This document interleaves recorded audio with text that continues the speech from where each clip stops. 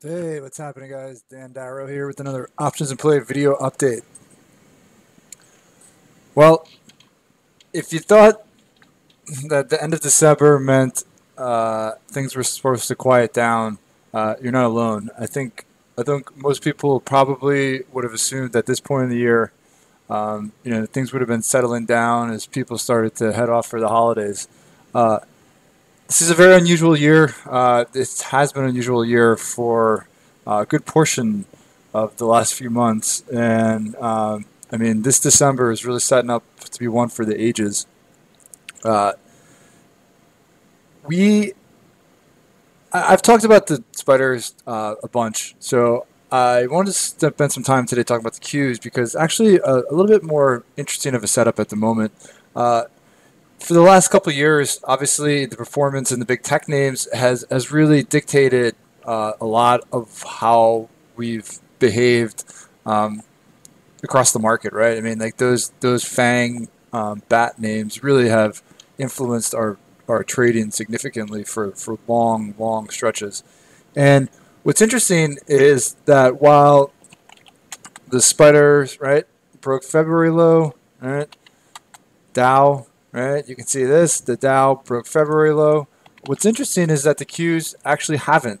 So I don't know if you guys remember, but back on November 20th, we had just like this really monstrous gap down, and names like Amazon, right? So I've been looking at these. So names like Amazon had this gap down reversal on the 20th. Google, right? Gap down reversal on the 20th. Square was another one. Let's get rid of these.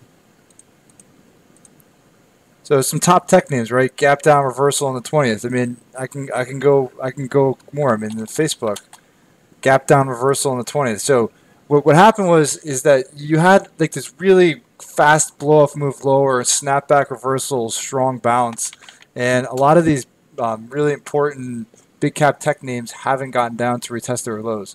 Now, over the last 2 days, some of them have started to get down there. Microsoft, so that was one one. So Microsoft, you can see 20th gap down reversal. So that today just dropped and hit its took out that low. And what's interesting is that it coincides with the Qs, right? So the Qs, while the S&P, the Russell, the Dow all broke to the February lows, the Qs have just today, in the last few minutes, come crashing down to retest that low. 150.13 was the February low. Today's low, 150.39, right? So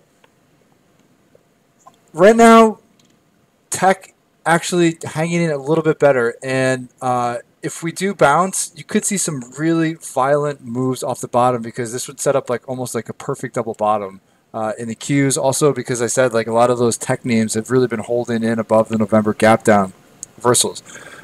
But what's interesting, and this applies to the S&P, this applies to the Dow. We're seeing these massive ranges, and I did a video talking about how I mean, the video was speaking about banks and how implied volatility was really elevated on a lot of contracts, right?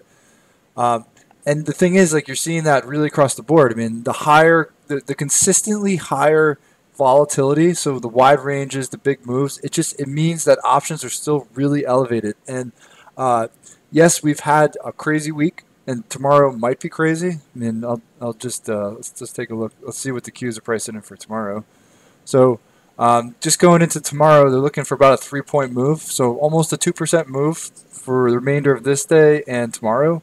So yes, they are pricing a pretty crazy move in the next 36 hours. But think about it. Next week is historically one of the slowest weeks of the year.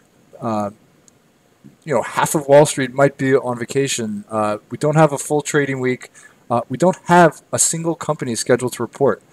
So it's just a really very strange dynamic. I mean, if we go back, let's go back to the straddle, right? So let's go back and see what's priced in for next week. I mean, you're still just paying these super elevated prices. So next week is about a little under $6. So almost a 4% move in what has historically been one of the slowest weeks of the year. A 4% move.